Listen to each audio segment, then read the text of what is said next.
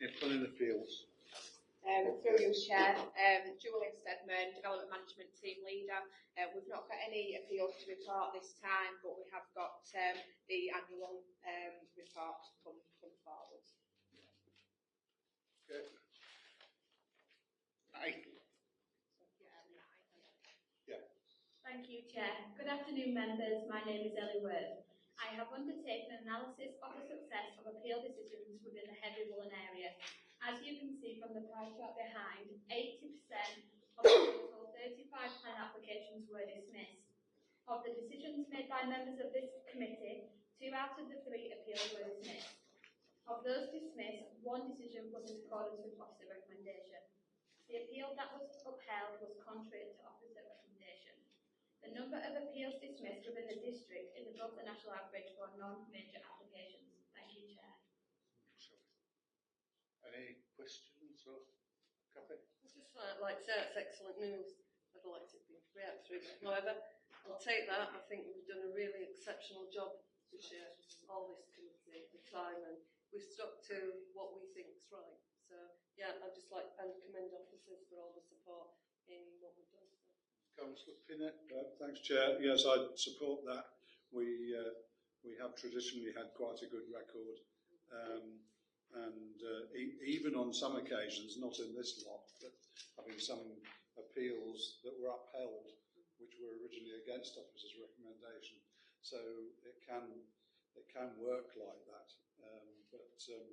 I'm glad that we are nowhere near being designated, which I think would, I think it would be an admission of failure, to be perfectly honest, if our planning authority got to that point. So it's good. Very good. Councillor Turner. Do we know where we sit regionally and nationally as to winning our percentage of appeals? Through you, Chair. As a district, 0.6% of all our decisions are upheld, as the national average is 1.2. But that's not a direct correlation because the latest data from the central government is from December 2017. Right. Thank you.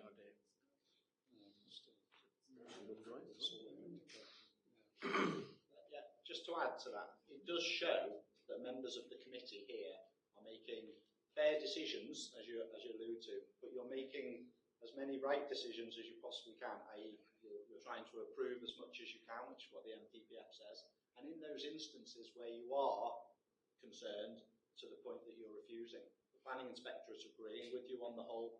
So it does show that as a council, we're very open for business, but where it's wrong, I think you're being proved right in that decision that you're making, so I commend it as well. Yeah, good. Appeal next year. Item 10. This is the one that's come back from last meeting. If you remember, this is Thomas Street, Netman Way. Okay, good afternoon, members. My name is Nia Thomas, and I'm presenting this application on behalf of the case officer, Jennifer Boone. Members visited the site prior to the previous committee. So the application is for a single-storey rear extension and dormer at 16 Thomas Street. It was deferred at the previous committee in order for officers to seek amendments to the projection of the rear extension following concerns relating to residential amenity. So this is the application site here, and the original proposal showed a rear projection of 4 metres. As you can see from this plan here,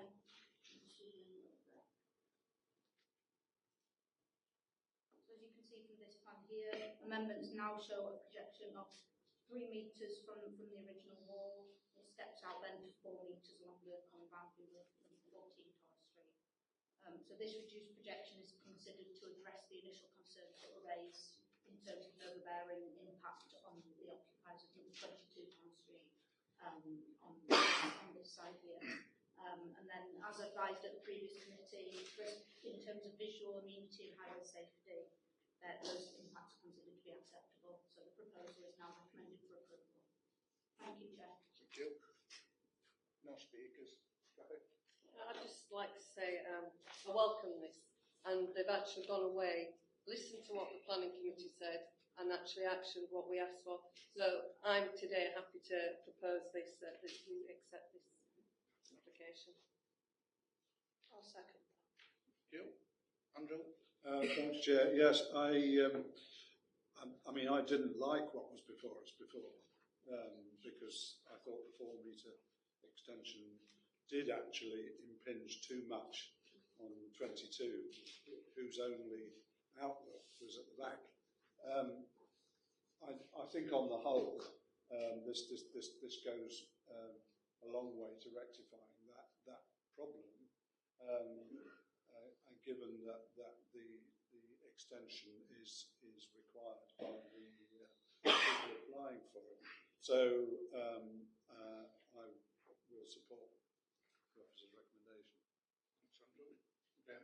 I'd quite happy to support it now, and as Andrew rightly pointed out, I think it was too big last time. I think what this shows, if people work with us, listen to us, and we work together, we can find a solution. Quite often that's not the case. But this is a good example where officers and the applicant have talked to each other, come up with a solution, and hopefully we'll pass this today as an example of how by talking to each other we can get things done. Yeah, totally agree. Any more? Right, it's been moved by Councillor Scott, seconded by Councillor Granger Mead. All those in favour, please show. 10-0, thanks very much. Item 2 is at page 29. This is the site visit that we had at William Street. Thank you, Chair. In the case officer in this application, members visited the site this morning. Planning Commission has sought for the erection of a replacement storage building at land at William Street in Ravensbourne. The application has been brought to Heavy Woollen Subcommittee due to a significant number of representations that have been received. The site is unallocated in Kirklees local plan. As you have seen from the site visit, the area is mixed, with large industrial premises to the northeast and residential premises to the northwest and southwest of the site. This is the existing storage building behind that will be replaced.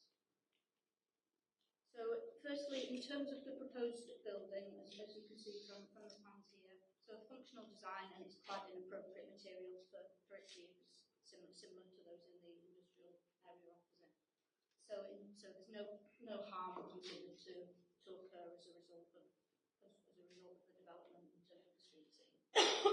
The scheme's been significantly amended through the course of the application, following initial officer concern related to the relationship that will occur with the neighbouring properties. So there's been amendments in terms of the height and length of the building, as well as a change from a gable width to a hip through, all of which are reducing the bulk and massing to a level that officers consider to be acceptable. So as you can see from these plans here, the red outline that I'm just showing you now here, this is the existing building here, and then on this plan, this is the existing building.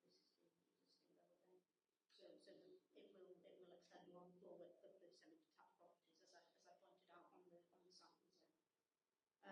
Officers also consider that there's a reasonable separation distance between neighbouring dwellings that would ensure an acceptable level of amenity for the occupiers of those houses. So there's a distance of 15.2 metres from here to here, and a distance of 11.4 metres from here to the road properties there. In terms of highway safety, the application proposal has been assessed by Highways Development Management, who did not have an objection to the proposed scheme. And therefore, for the reasons set out in the report, officers are recommending approval. Thank you, Chair. Okay. Two speakers. Just remind you, you've got 3 minutes to speak on the application. The first one is Mr. Hussain. If you could just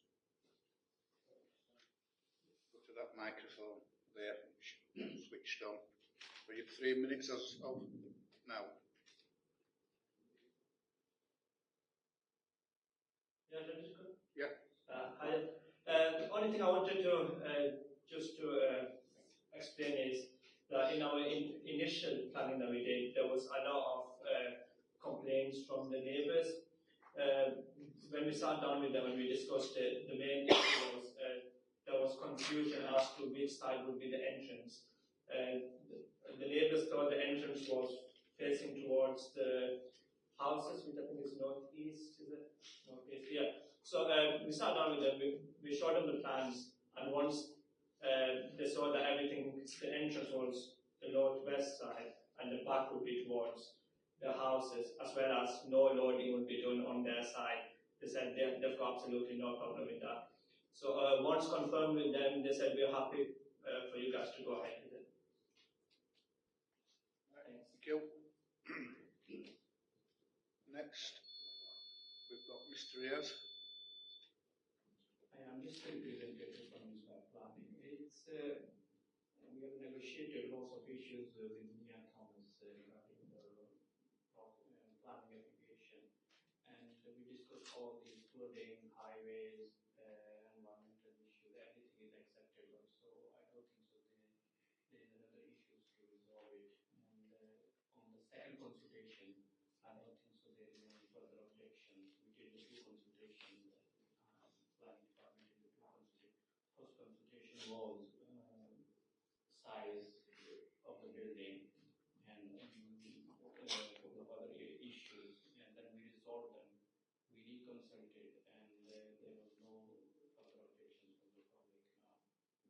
And officer is recommending for the approval as well. So I think we should be recommended for the approval in the committee as well. Thank you. Thank you.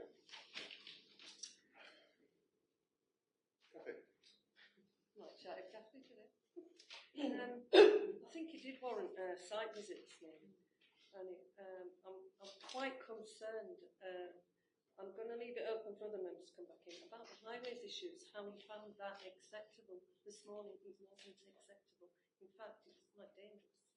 So I'm just going to ask you what kind of detailed survey you've done on that, or the actual applicant, because I don't find that acceptable. Particularly, there's a nursery nearby, and we were challenged for just being on a bus this morning.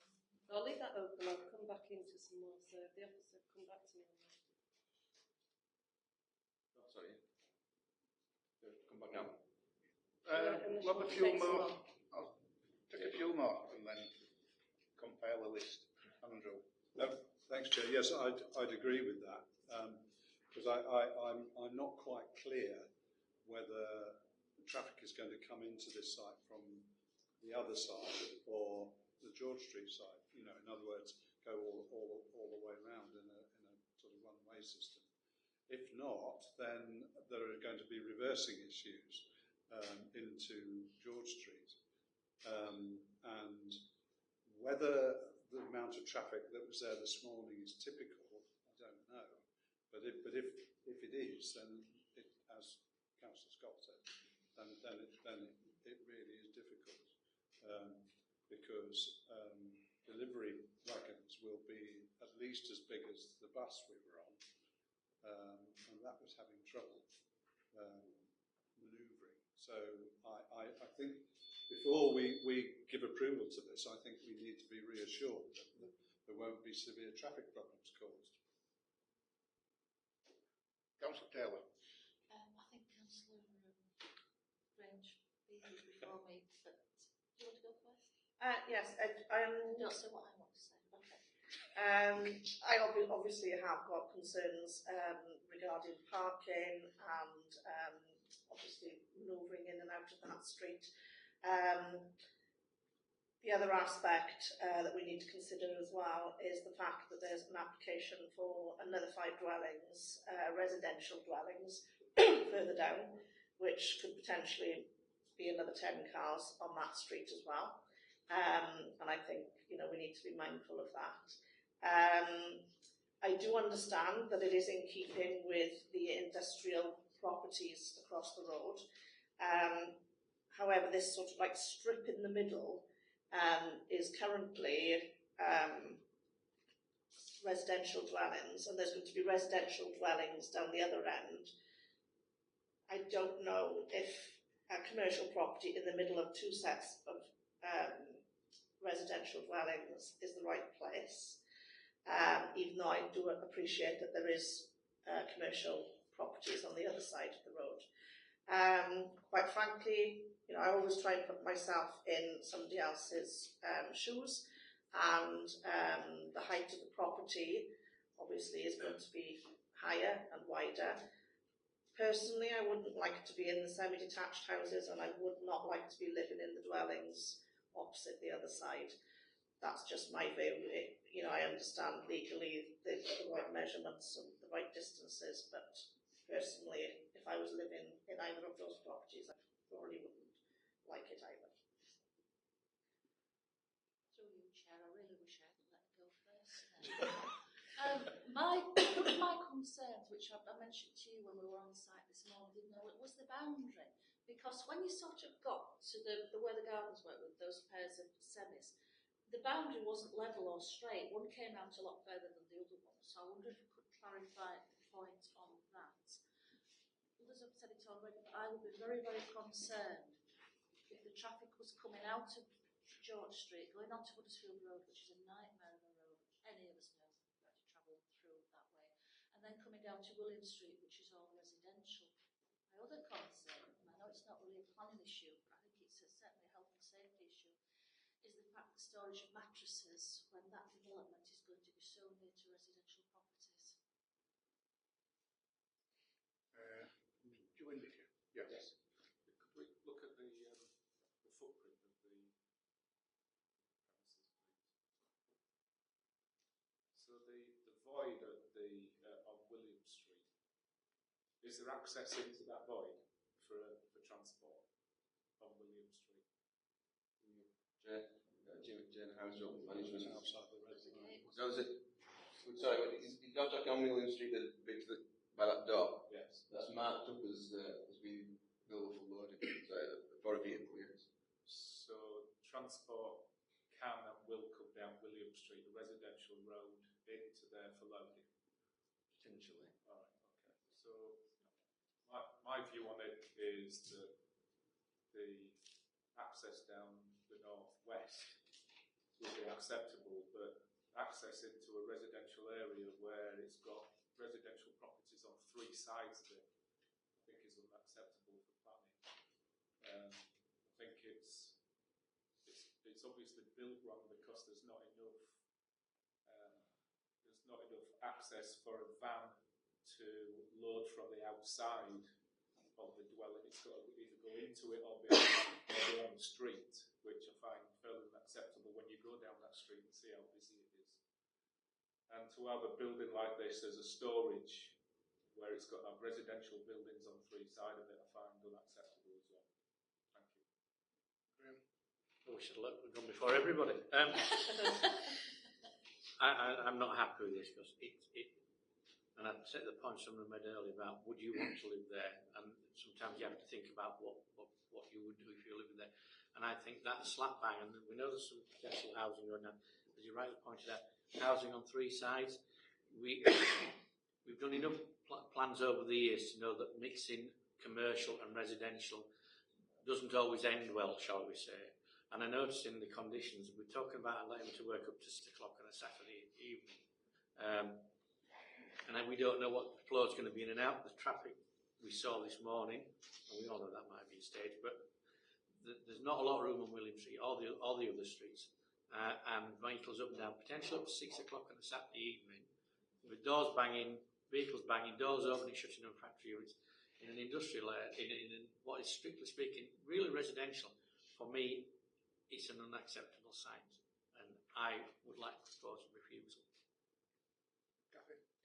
Thanks, Chair. I'd like to know in whose ownership is the land to the left-hand side of this development. It looked like a road, an access road to get onto William Street. So coming on and off, but people had passed across it. It's where it's where the bus actually reversed into. Yeah. And I think that was key because Councillor Taylor did mention it. We had concerns about whose ownership it was. So are we able to establish that? Sorry, Dean. You can't get through from William Street to George Street to Bolland and off on one. Yeah. So actually, you can't come, it isn't a loop, you can't loop right through. But I understand the way you say it, that it's... But there's nothing to stop them putting vehicles onto William Street to remain there. No. Sorry, just clarify that on you. Yeah. But we don't know who owns it. Through you, Chair.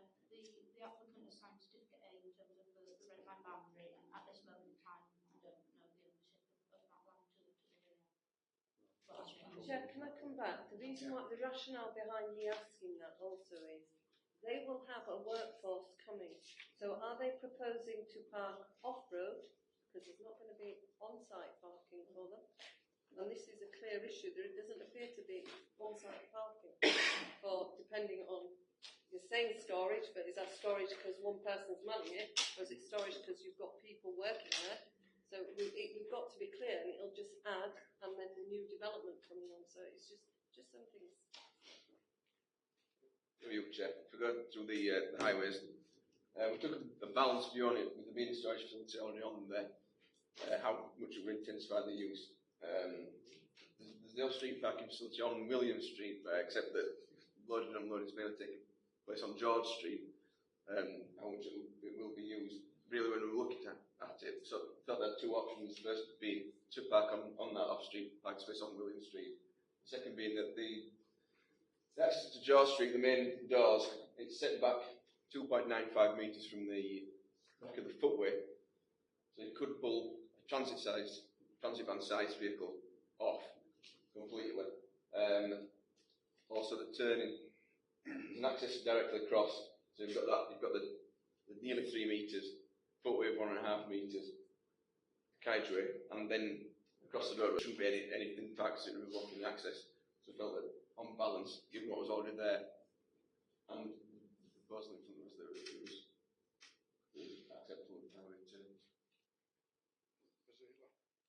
So, sorry, just coming on to that. So basically, the turning circle would be reliant on the barriers on the opposite side actually remaining open for actually doing the turn through.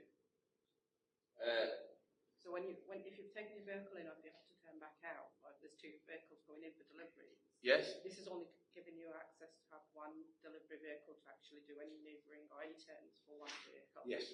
And you're potentially saying a transit vehicle could be at the George Street. Yes. Yeah. And if that had to turn, this just today was quite difficult for us to do.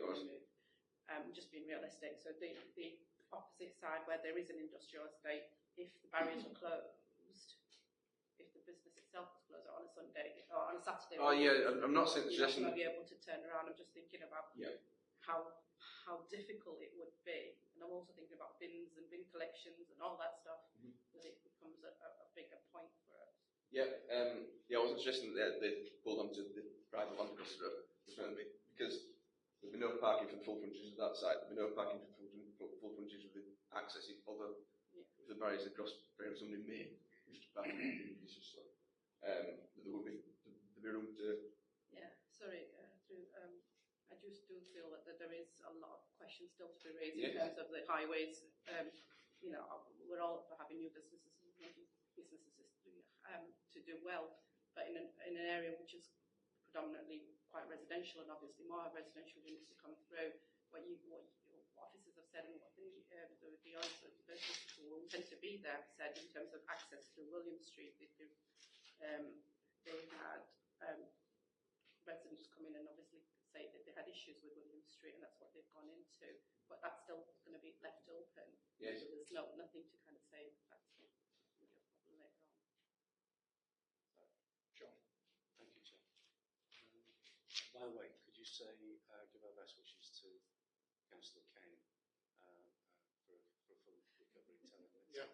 Full recovery, not a speedy recovery. We want. Just a couple of points that occurred. I didn't go on a site visit this morning. It's the first site visit I've missed in 9 years, something like that, and then come on to committee. Looking at it in principle, though, I'd ask a couple of questions through you, chairs. One is, are there any restrictions on the amount of traffic and the size of vehicles coming on and off the site at the moment? That would be something that would perhaps weigh against what we want there, what we can envision happens in the future. The other thing is the scale of the building actually coming out towards the road. If that could be decreased or managed in some way, would that manage this type of traffic, the flow of traffic, volume of traffic that goes on the site? is there a further discussion to be had? Back to item 9 on here about using deferrals as a mechanism to make the best of the appeal system and to get our best results out of the appeal system. Is there a course here where we can defer and ask officers? And what I would ask is, do officers feel as though there is something else to be got out of that discussion? I'd just like to say that I think it's an intensification of that side. I think there's serious highways issues, and I'm going to support Councillor Turner. Andrew? Thank you, Chair. I was just about to say the same thing, but preface that with just for the avoidance of doubt. Is the actual intention of using this site to enter the site via William Street and exit via George Street, so that all deliveries would be instructed to come that way, assuming you could enforce that, which I doubt. Because I can, and then the next question is, would all unloading take place on the site? And if not, and if we are talking about vehicles larger than a transit van, they will be sticking out into the road somewhere, which doesn't sound like a good idea at all. And I was, as I say, going to second the motion to refuse it on the grounds that it's over-intensification and causing highway problems. I've put it in slightly better language than that, but yeah.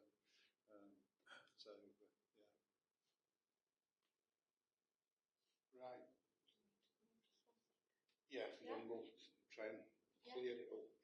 Yeah, just through you, Chair. I suppose going back to what Councillor Lawson was raising earlier on in terms of are there any restrictions on the site at this moment in time? No, there's not. So, like I said, there's the existing unit there. Like I said, yes, it is of a smaller scale than what is being proposed, but it is unrestricted. What we're looking at here is a replacement building of the same use in terms of storage use. We would, like I said, we've recommended some conditions within the report, so we would have some control over the activities that are taking place on the site. So, from that side of things. In terms of, say about sort of the scale of the building, could there be any change to that to improve things? I think simply like, yes, because like I said, by reducing it down, you're obviously going to have more of a hard standing to allow those vehicles coming in and off the site. But like I say, the scheme before us, it is an unbalanced recommendation, but we do feel with the inclusion of those conditions that as officers, we are recommending approval of the scheme. Thank you, Chair. So far, we've got a mover and a seconder to refuse on intensification, highways. Want to try and expand on that, or are you happy to go to a vote now?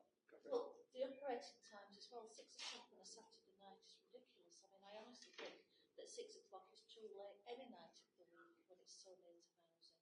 But certainly on a Saturday, I mean, if permission was granted, which I can't support, I would certainly want to see that finishing by lunchtime on Saturday. Great. No, then, highways are no problems, and there's a balance application. I move the motion of the application. Right, we'll take the refusal first, as it's been moved and seconded. Those in favour of refusing this application on intensification highways, please show. That's 8. Abstention. Those against refusing it? 2 abstentions. So it has been put, the application is refused. Thank you, everybody. That concludes today's meeting.